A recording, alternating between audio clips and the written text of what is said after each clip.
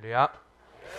이제 내일 모레면 6.25가 이제 발발한 지 몇 년째 되나요? 69년인가요? 너무 우리에게는 참 아픈 역사인데, 제가 사실 이번에 6.25 참전 용사들, 우리 복명동 주변에 사시는 6.25 참전 용사들을 초청해가지고 같이 식사를 좀 나누고 작은 선물이라도 좀 드려야겠다라고 생각했더니, 6.25 참전 용사분들이 몇 분이냐고 이제 동사무소 가서 물어봤더니 약 한 58분 정도 된대요. 그래서 6.25 참전 용사가 한 마을에 58명이나 된다는 건 엄청난 건데, 아니 무슨 90세 이상 된 그 6.25 참전 용사가 그렇게 많이 됩니까? 그랬더니 아니요. 그래서 뭐 50년생도 계시고요. 그래서 50년생이면 이제 뭐 70 다 될 텐데 무슨 참전 용사입니까? 그랬더니 참전 용사로 등록돼 있습니다. 그래서 70세가 꽤 많습니다. 그럼 한 살 때 6.25를 참전했다는 얘기인데 이게 참 무슨 말이 안 되잖아요. 그래서 그 조사를 하다가 좀 복잡해가지고 이번에는 좀 넘어가고 10월 1일이 또 국군의 날이라 그때는 좀 우리가 초청을 해서 같이 또 식사도 나누고 하면 좋겠다, 그런 생각이 들더라고요.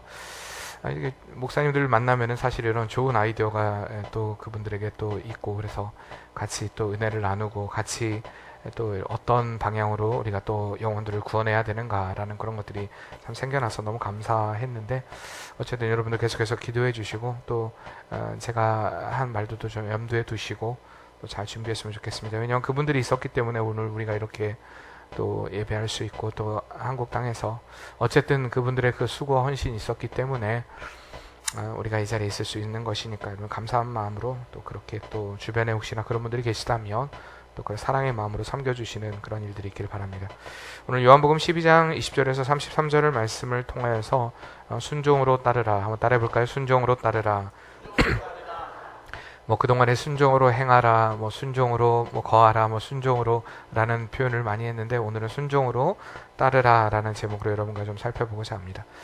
제가 좋아하는 찬양 중 하나를 고르라면, 여러분들도 뭐 찬송가에서 좋아하는 찬양들이 많이 있을 거예요. 그런데 저한테 좋아하는 찬양 하나를 고르라면 예수 나를 오라 하네입니다.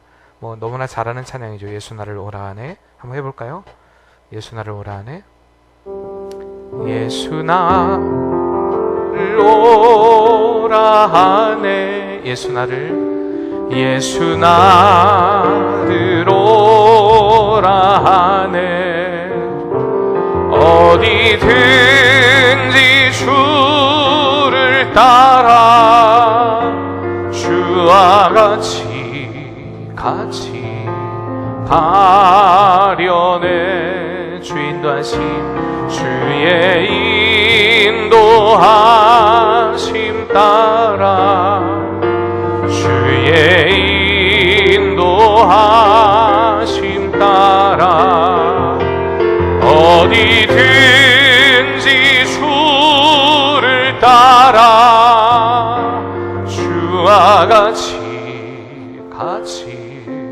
가려네. 할렐루야.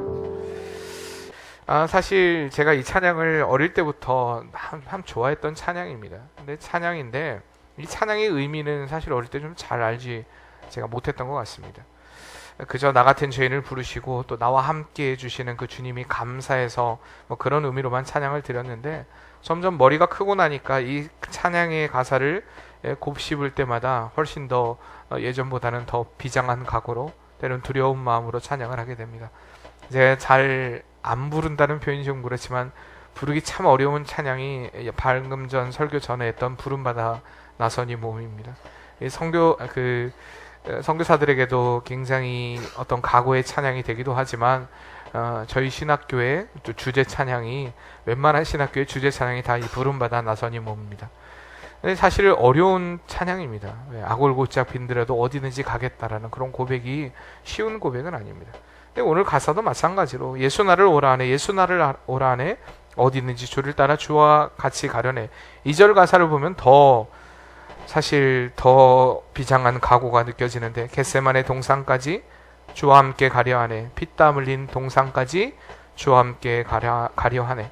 주님을 따르는 길이 죽음의 각오를 하지 않고는 안 되는 길이라는 것을 확실히 보여주는 그런 또 고백의 찬양인 것을 보게 됩니다. 이 찬양의 영어 제목을 보면요, 더 사실 적극적입니다. 더 직접적인 어떤 각오를 담고 있는데, 주가 나를 어느 곳으로 이끄시든지 라는 제목입니다. 주가 나를 어느 곳에 이끄시든지 나는 그곳으로 가겠습니다라는 그런 각오의 찬양이 바로 예수 나를 오라네 라는 그런 찬양입니다.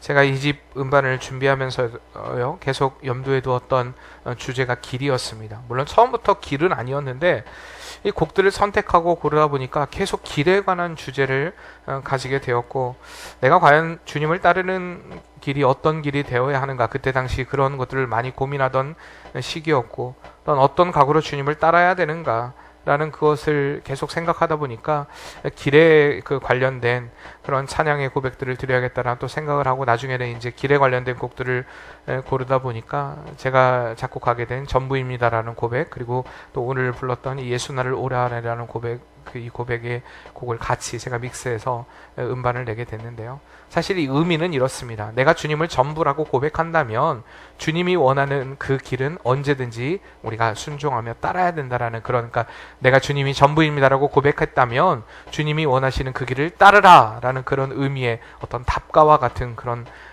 찬양으로, 제가 고백으로 원래 이제 계획은 그렇게 음반을 낸 것입니다. 왜냐하면 제가 볼 때 많은 크리스찬들이 주님이 전부 되십니까? 라는 질문을 던질 때 뭐 쉽게 네 라고 대답합니다. 그런데 어디든지 주님이 원하시는 그 길로 가겠습니까? 라고 질문을 더 깊이 있게 들어가면 사실 쉽게 대답하지 못하는 경우를 많이 보게 됩니다. 그러나 우리의 삶 가운데 진짜 주님이 전부라고 고백을 한다면 우리의 삶을 통하여서 어디든지 내가 주님을 따라가겠습니다라는 고백이 선행되고 동반되어야 한다는 사실입니다. 만일 이러한 고백이 없다면 우리가 주님이 전부라는 그 고백은요, 헛된 고백이 될 수밖에 없습니다. 오늘 본문의 말씀은 이 찬송가의 가사와 깊은 연관을 가지고 있는 또한 말씀이기도 합니다. 예수님께서 이 12장 우리가 다 읽었으면 좋을 텐데, 이 12장에 보면 이제 유월절을 지키시기 위해서 또 그 십자가의 길을 걸어가기 위해서 예루살렘에 입성하시게 됩니다.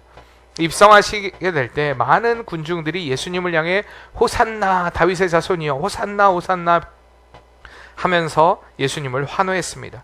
왜 그렇게 이들이 예수님을 환호했을까요? 왜 그렇게 예수님에 대해서 그들이 이렇게 환호하면서 소리를 질렀을까요? 그 이유는요, 18절에 보면 이에 무리가 예수를 맞음은 이 표적 행하심을 들었음이라 라고 이야기합니다. 예수님의 표적, 예수님의 기적을 들었습니다. 예수님이 행하시는 그 모든 일들을 그들이 보았고, 그들이 기대했던 건 뭐냐? 이제 그 표적을 행하시는 그분이 우리를 로마의 압제에서, 이 압박에서 해방시켜줄 어떤 정치적인 메시아로서 이제 등극하시는구나, 예루살렘에 입성하시는구나 라는 그런 기대감 때문에 예수님에 대해서 환호했다라는 것입니다. 예수님이 오시면 이제 우리의 삶이 좀 풀리겠지, 우리의 문제가 해결되겠지 라는 그런 기대감에 예수님을 향해서 굉장히 그들이 환호하면서 예수님을 맞아들였던 것입니다. 이렇게 궁중들이 예수님을 기쁨으로 맞이하는 그 순간에 예수님은 그들을 향해 상당히 어둡고 무거운 말씀을 하시는 것을 우리가 오늘 본문을 통해 보게 됩니다. 예수님께서 그렇게 환호하는, 그렇게 기쁨으로 환호하는, 흥분으로 가득 찬 그들에게 먼저 던진 말씀은요, 죽음에 관한 이야기였습니다. 24절에 보면 한 알의 밀이 땅에 떨어져 죽지 아니하면 한 알 그대로 있고 죽으면 많은 열매를 맺으리라. 25절에도 보면은요, 25절도 한번 읽어볼까요? 자기의 생명을 사랑하는 자는 잃어버릴 것이요 이 세상에서 자기의 생명을 미워하는 자는 영생하도록 보존하리라. 예수님에 대해서 이렇게 환호하면서 예수님을 기뻐하던 이들을 향하여서 예수님은 미래에 관한 이야기를 합니다. 그리고 그들에게 더 나아가서 26절에 보면 결단을 요구합니다. 사람이 나를 섬기려면 나를 따르라 라고 말씀하십니다. 다시 말하면 너희가 나를 섬기려고 하면 나를 따라오라는 것입니다. 이 말이 무슨 말이냐? 한마디로 말하면 예수님을 따르는 길은 일사각오가 필요한 길이라는 것을 오늘 우리에게 말씀하고 있는 것입니다. 많은 사람들은 예수님이 이제 정치적인 메시아로서 등극을 하게 되고 우리의 모든 압제에서, 우리의 모든 고통에서 해방시켜줄 메시아로서 예수님을 기대했지만, 예수님은 예루살렘의 입성부터가 벌써 죽음의 길로 이제 가기 위한 입성이었습니다. 십자가를 지기 위한 입성이었습니다. 그렇기 때문에 예수님이 밀알처럼 썩어지고 죽어져야만 이 모든 일들이 가능하다. 그리고 너희도 역시 그러한 길을 걸어야만 너희의 삶을 통해서 영원한 천국을, 영원한 생명을 누릴 수 있다는 것을 분명히 말씀하고 있는 것입니다. 오늘날 교회들을 보면요, 굉장히 감정에 치우친 찬양 그리고 메시지 고백들로 가득 찬 것을 많이 보게 됩니다. 주님께서는 우리에게 결단을 요구하시는데, 각오를 요구하시는데, 우리는 너무나 쉽게 우리의 기분대로, 우리의 감정대로, 우리의 느낌대로 고백하면서 때로는 이랬다 저랬다 왔다 갔다 하면서 때로는 내 마음에 내키면 하고 내 마음에 내키지 않으면 안 하는 그러한 부분적인 순종, 부분적인 헌신, 그런 모습들을 참 많이 보게 된다는 것입니다. 오늘 본문에 예수님은 분명히 죽음을 앞두고 이 말씀을 하신 것입니다. 그러나 많은 군중들도 또한 많은 제자들도, 예수님의 제자들도 이 말씀의 의미를 깨닫지는 못했습니다. 오늘 이 자리에 참석한 여러분들은 대부분 이 말씀을 들었고요, 오늘 말씀이 무엇을 의미하고 있는가는 대충은 아실 것입니다.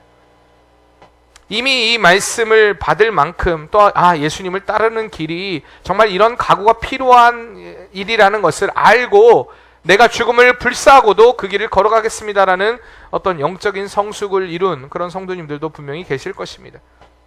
그러나 사실 오늘 이 말씀, 정말로 죽어져야만 주의 길을 따라갈 수 있다라는 이 말씀이 어떤 이들에게 굉장히 부담으로 다가올 수 있습니다. 내가 주님 사랑합니다라고 고백하지만, 내가 그래서 주님 전부라고 고백하지만, 내가 주의 길을 온전히 따르겠습니다라는 그 고백 가운데 어쩌면 망설일 분도 계실지도 모른다는 것입니다. 많은 성도들에게 일반적으로 예수님 믿으세요, 예수님 믿으면 잘 됩니다, 예수님 믿으면 복 받습니다, 이런 이야기는 참 잘 듣습니다. 사람들이 이 말씀을 부담 없이 참 잘 받아들입니다. 그렇죠? 우리도 마찬가지로 전도할 때마다 예수 믿으세요, 예수님 믿으면 잘 됩니다, 예수님은 복 받습니다. 제가 이 청주 땅에 와서 제일 많이 들었던 말들이 그런 말입니다. 예수 믿으면 잘 됩니다, 예수 믿으면 복 받습니다, 예수 믿으면 잘 풀립니다. 뭘 그렇게 잘 풀리는지 모르겠어요. 사람들이 다 그 복음에 대해서 듣고 좋아하죠. 복 받는다니까 좋아하죠. 그러나 정작 그들이 믿음의 자리는 나오지 않습니다. 어제도 우리 김 목사님하고 이야기하면서 우스갯소리로 많은 사람들이 청주 땅에 와서 막 전도를 하니까 막 한 300명에게 전도를 목사님이 하고, 이제 주일날 밤만 와도 150명이니까 음식도 준비하고 그렇게 사람들을 초청했는데 한 명도 오지 않았다. 전 분명히 다 예수 믿으세요, 예수 믿으면 잘 됩니다, 네 갈게요 하고 대답은 다 했는데, 어제 목사님도 전도하면서 사람들의 반응이 너무 좋아요, 아이들의 반응이 너무 좋아요. 네 목사님, 원래 반응은 좋습니다. 원래 반응은 좋아요. 사람들은 적극적입니다. 예수 믿으세요, 부담 없이 받아들입니다. 예수님을, 하나님을 나의 왕으로 믿고 고백하십시오, 잘합니다. 근데 더 깊이 들어가서 예수님을 섬기길 원하십니까? 주님을 따르기에 죽을 각오가 되어 있습니까? 라고 물어보면 머뭇거리거나 매우 부담스러워하는 것을 많이 보게 됩니다. 그렇다고 예수님을 부인하는 것은 아닙니다. 모든 예배에도 잘 참석합니다. 자신이 원하는 봉사, 자신이 원하는 봉사, 자신이 원하는 헌신, 제가 얘기하는 거 하나님이 원하시는 게 아니라 자신이 원하는 봉사, 자신이 원하는 헌신, 자신이 원하는 순종, 자신이 원하는 자리에는 언제나 기쁨으로 잘 참여합니다. 하지만 예수님이 말씀하시는 멍에는 잘 매려고 하지 않습니다. 내가 원하지 않고, 내가 하고 싶지 않고, 내가 뜻하지 않는 길은 걸어가려 하지 않는 모습을 많이 보게 된다는 것입니다. 교회가 원하는 순종이 아니라, 교회가 원하는 헌신이 아니라 늘 내 마음이 동해야 하고 내 마음이 감동해야 한다라고 이야기합니다. 그게 성령이라고 이야기합니다. 여러분 그렇습니까? 우리가 좀 잘못된 신앙생활을 하고 있다는 것입니다. 하나님의 말씀은요, 이 자체가 말씀입니다. 아멘이십니까? 그런데요, 자꾸만 이 말씀은 그냥 종이 쪼가리다, 이 말씀에 성령이 역사에만 이게 하나님의 말씀이 된다, 이렇게 주장하는 교단들도 있습니다. 이 말씀은요, 내가 감정적으로 기분적으로 흥분하지 않아도 이 말씀은 살아있는 말씀입니다. 근데 이 말씀이 선포될 때 그게 은혜로 받아들여지는 건 물론 성령의 놀라운 역사입니다. 우리는 늘 기도해야죠. 이 말씀이 하나님의 은혜 가운데 들려지기를 원하는 마음으로 기도해야 되지 않습니까? 근데요, 부분적인 순종만 합니다. 늘 내 마음 기준이 하나님이 아니라 내 마음이라는 것입니다. 내 감정, 내 뜻, 내 이성, 내 생각. 주님이 원하시는, 주님이 요구하시는 십자가는 늘 뒷전이라는 이야기입니다. 이것이 바로 현대 기독교인들의 바로 모순입니다. 이 모순은요, 예수님 당시에도 있었다는 것입니다. 예수님이 어린 나귀를 타고 예루살렘으로 들어오실 때 무리가 손을 흔들며 호산나 다윗의 자손이여 이스라엘의 왕이시여 환호합니다. 여기서 이스라엘의 왕이라는 것은 팔레스타인 지역의 그 적은 용토의 왕이라는 뜻은 아닙니다. 하나님이 세우시는 하나님의 나라의 왕이시라는 말이고 전 우주를 다스리는 영원한 왕이시라는 그러한 말씀입니다.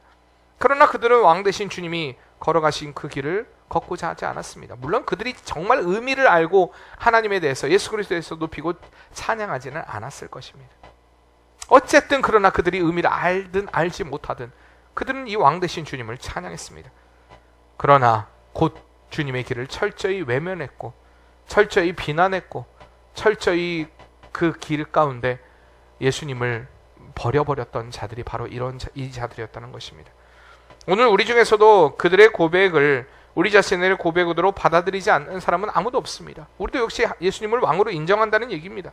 예수님을 믿는 자들이라면 다 이렇게 예수님은 왕이십니다, 예수님은 하나님이십니다라고 고백합니다. 그러면 실질적으로 그 왕 대신 주님을 섬겨야 하는데 그 주님을 따라야 하는데 그것을 부담스러워하고 달가워하지 않는다라는 것입니다. 그렇다면 이런 자들이 어떻게 하나님의 백성이 될 자격이 있을까요? 사랑하는 성도님들, 주님을 따르는 길은요 주님께 온전히 순종하는 길입니다. 주님께 순종하니 한번 따라해 볼까요? 순종이란 원하지 않는 것도 하는 것이다. 한 번 더 따라해 봅시다. 순종이란 하고 싶지 않아도 하는 것이다.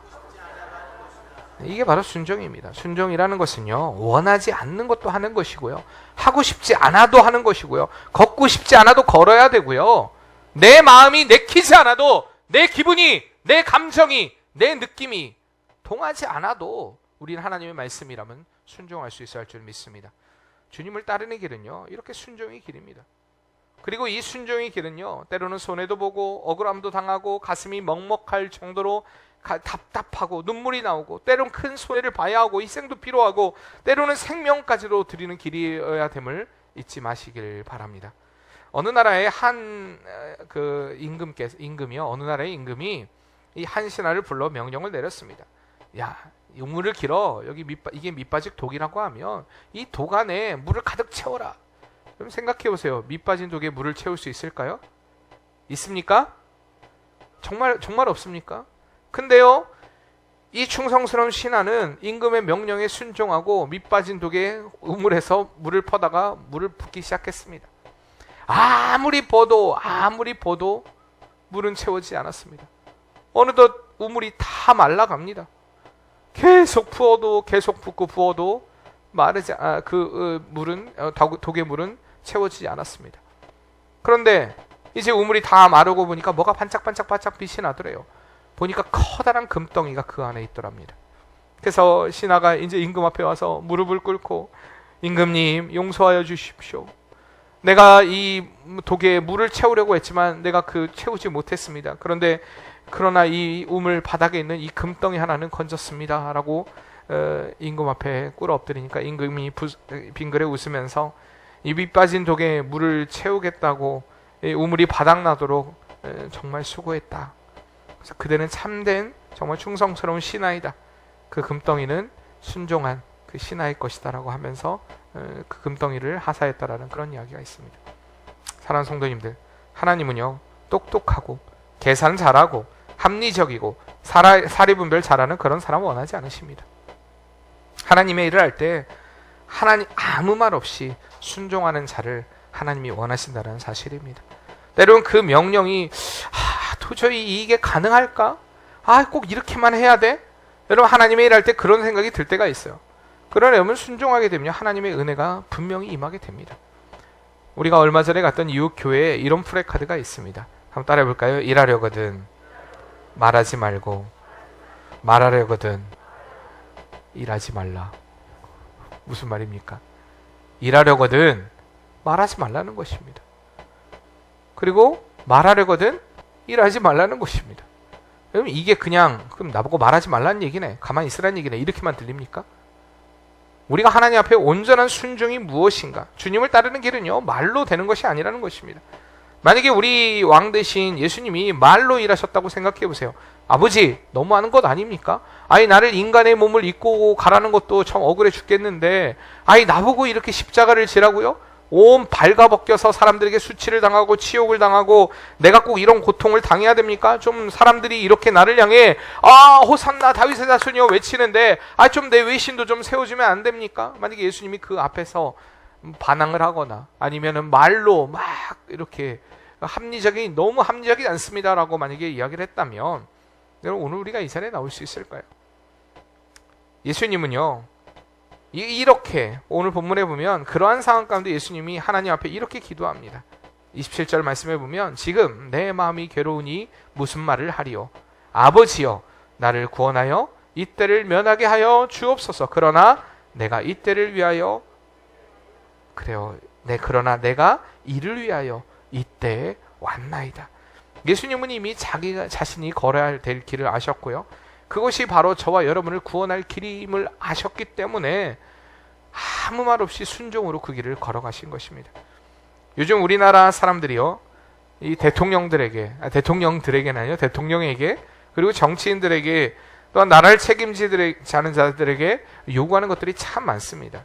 요즘에 경찰들이 아주 구설수에 오르고 있죠. 경찰의 초등 대응이 미흡하다, 이렇게 성폭행을 당하고 그렇게 성추행을 당하고 그런 상황 가운데 신고를 했는데도 CCTV도 확인하지도 않고 막 그렇게 싸우고 있는데도 싸움도 말리지도 않고 5명이나 갔는데도 말리지도 않고, 저는 왜 그렇게 피해자와 가해자를 붙여주는지 저도 이해가 되지 않더라고요. 어쨌든 근데요, 결론적으로 얘기하면 우리의 대통령도 또 어떤 그런 경찰들도 어떤 공권력도요, 우리를 끝까지 지켜줄 수는 없습니다. 왜냐하면요, 31절에 보면 예수님께서 말씀하시기를 이제 이 세상에 심판이 이르렀으니 이 세상 임금이 쫓겨나리라고 말하고 있습니다. 이 세상에 심판이 임하였다는 것입니다. 이 세상의 임금은요, 자기가 얼마 남지 않은 것을 알고 최후에 발악을 하게 됩니다. 오늘날 우리의 이 나라들을 보면 진짜 우리 대한민국만 봐도 굉장히 부정, 비리, 부패 그동안에도 너무 가득했지 않습니까?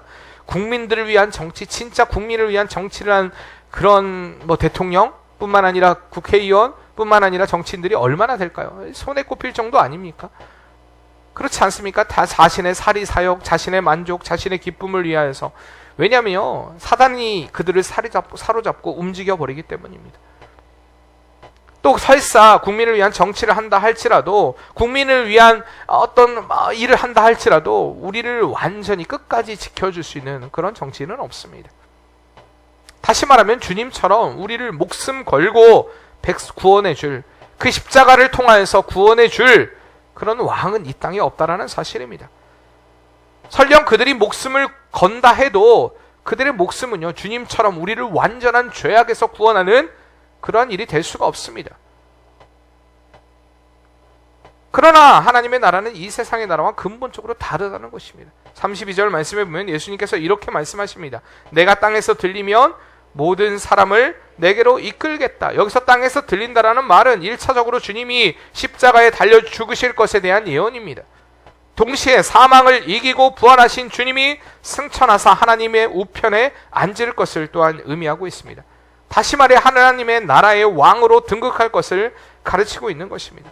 조금만 있으면 주님께서 이 세상을 심판하시려고 그리고 이 땅 가운데 재림하실 것이라는 것입니다. 그리고 모든 족속 중에서 구원받은 백성이 구름대와 같이 주님 앞에 몰려들 것입니다. 우리가 대망하던 하나님의 나라가 열리고요, 우리 눈앞에 활짝 열리게 되고요, 그 나라는 영원한 나라, 그 나라는 눈물과 고통이 없는 행복한 나라가 된다는 것입니다.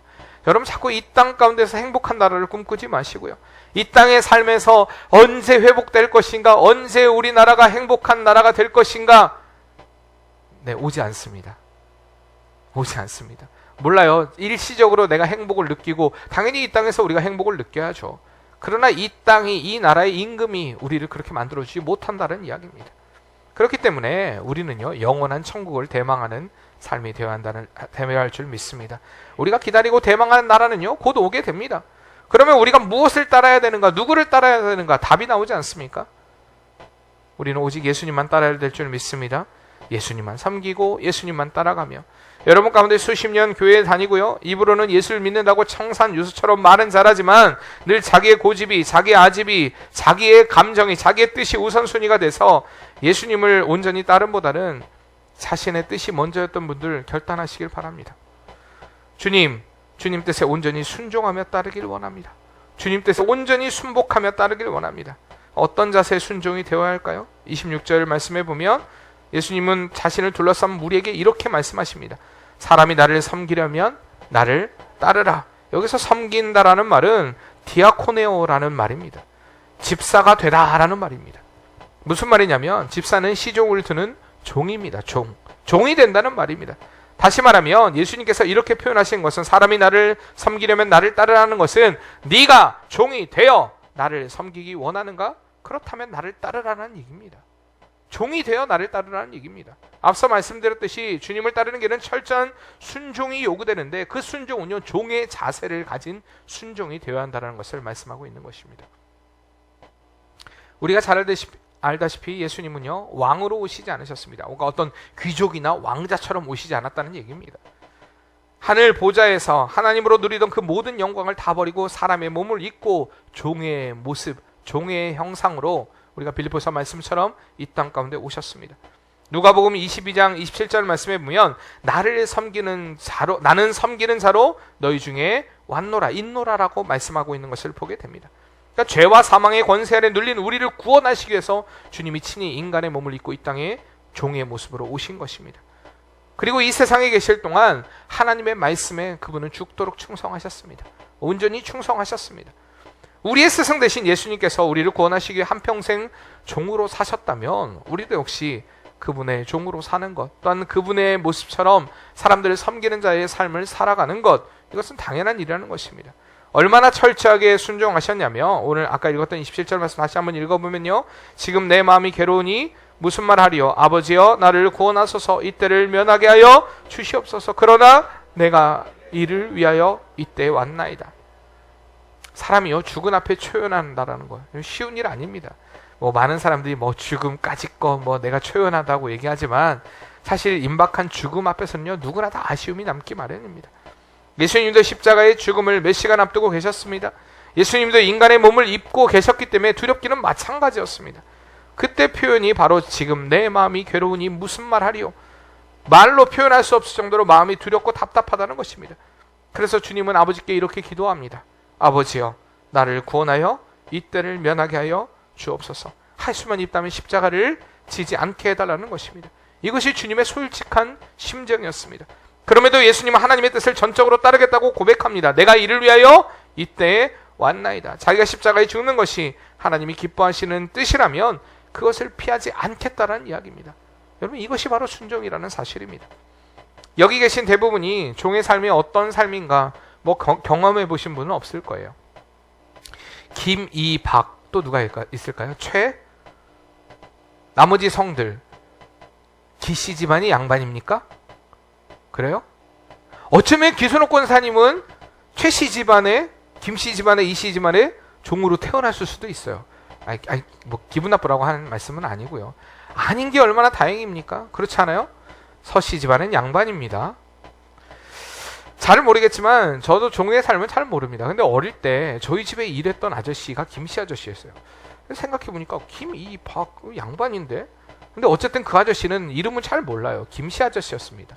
김씨 아저씨로 불리는 사람이었는데 그분을 통해서 제가 종의 삶이 어떠한가 조금은 그냥 알 수 있었습니다. 항상 이 아저씨는 굉장히 조그만 아저씨였어요. 근데 저를 볼 때마다도 항상 도련님 이렇게 얘기를 했어요. 가끔 놀러 갈 때마다 존대해 주셨고요. 동네와는 조금 떨어진 이 소축사 그 옆에서 아주 조그마한 허름한 집에서 허드렛 일을 맡아서 하시는 그런 분이셨는데, 그러니까 저희 집안에 어쩐 옛날에 그 종 같은 그런 분이셨습니다. 근데 아버지가 이렇게 시골에 내려오실 때마다 이 김씨 아저씨네 집에 가요. 저도 그 방에 갑니다. 그러면요 이렇게 참 저희도 없었지만 조금씩 이렇게 봉투도 쥐어주시고 복음도 전하시고 그분을 위해 기도해 주셨던 그런 모습들이 저 종종 생각이 나곤 합니다. 굉장히 어릴 때 기억에도, 제가 어릴 때였는데도 굉장히 저희를 반겨주시고 또 이렇게 사랑해 주시고 했던 그런 기억들이 참 많이 납니다. 종에게는요 자신의 삶이 없습니다. 온갖 허드렛 일을 도맡아 할 수도 있어야 합니다. 그저 주인이 원하는 삶이 자신의 삶이 되는 것입니다. 우리가 주님께 순종할 때 이런 종의 자세로 섬겨야 한다는 것입니다. 그렇다면 여러분, 예수님이 무엇 때문에 이렇게 종의 자세로 또한 낮은 자리에 오셔서 순종하셨을까요? 왜 예수님이 순종하셨을까요? 이게 정말 중요한 이유입니다. 왜 예수님이 이렇게 순종하셨나? 자, 우리를 살리기 위함입니다. 그 우리를 살리기 위함이 무엇 때문입니까? 바로 우리를 구원하기 위해서입니다. 영원한 천국으로 인도하기 위해서 주님이 순종하셨다는 것입니다. 죄인된 우리를 구원하시기 위해서 종의 모습으로 순종하신 것입니다.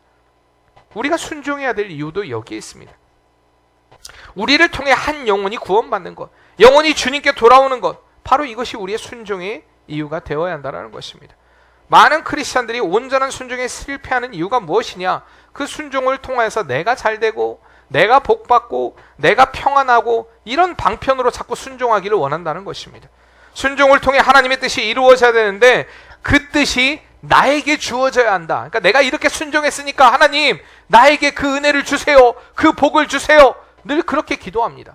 아닙니까? 어떻게 보면 좀 약간 보상 심리와 같은, 하나님 내가 순종했으니까, 내가 이만큼 했으니까 나에게 이 정도는 해주세요. 그러나 순종을 통해 이루어져야 하는 것은 내 만족이 아니라, 내 기쁨이 아니라, 내 것이 아니라 하나님의 뜻이 이루어져야 하는 것입니다. 그리고 하나님의 뜻은요, 영혼 구원입니다.